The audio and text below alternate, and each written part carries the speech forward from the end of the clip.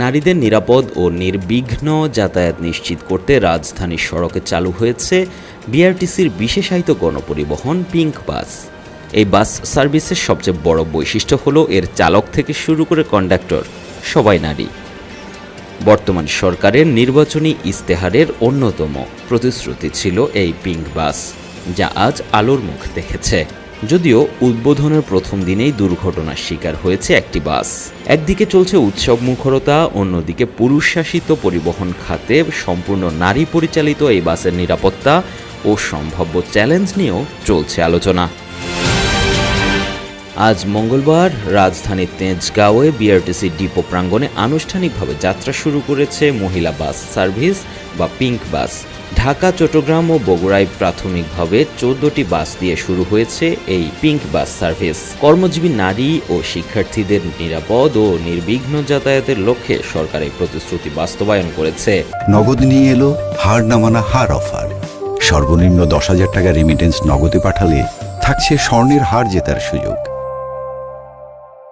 ঢাকায় নতুন বাজার থেকে মতিঝিল, ডেমরা থেকে জিপিও সহ 10টি রুটে চলবে এই বাস। যাত্রীদের সুবিধার্থে সহজ.com এর মাধ্যমে টিকিটিং এবং বাসের গতিবিধি পর্যবেক্ষণের জন্য ভেহিক্যাল ট্র্যাকিং সিস্টেম বা ভিটিএস যুক্ত করা হয়েছে। এছাড়া ইচ্ছামতো যাত্রী ওঠানামার বদলে কেবল স্টপেজ ভিত্তিক যাত্রী ওঠানামা করাবে বাসগুলো।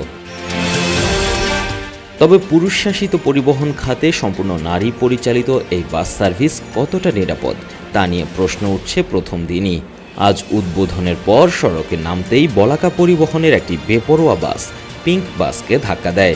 বিশ্লেষকদের মতে আমাদের দেশে পরিবহন সেক্টরে পুরুষ চালক ও শ্রমিকদের একচেটিয়া আধিপত্য ও পেশি শক্তির প্রয়োগ রয়েছে।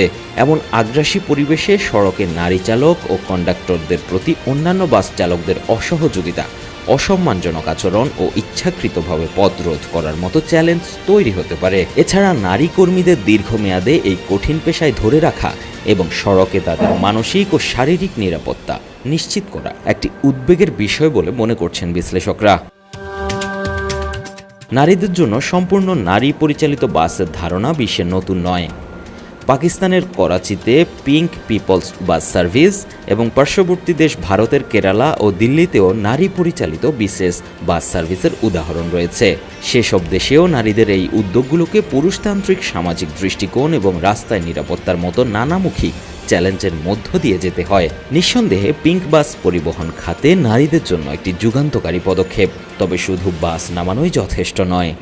সরকার ও প্রশাসন যদি কঠোর মনিটরিং, ট্রাফিক পুলিশের বিশেষ সহায়তা ও রুটগুলোতে নারী কর্মীদের সার্বিক নিরাপত্তা নিশ্চিত করতে পারে, তবেই নির্বাচনী ইস্তেহারের এই প্রতিশ্রুতি দেশের গণপরিবহনের সত্যিকারের একটি সফলতার দৃষ্টান্ত হয়ে উঠবে বলে মনে করছেন সুধীজনরা। News desk 21।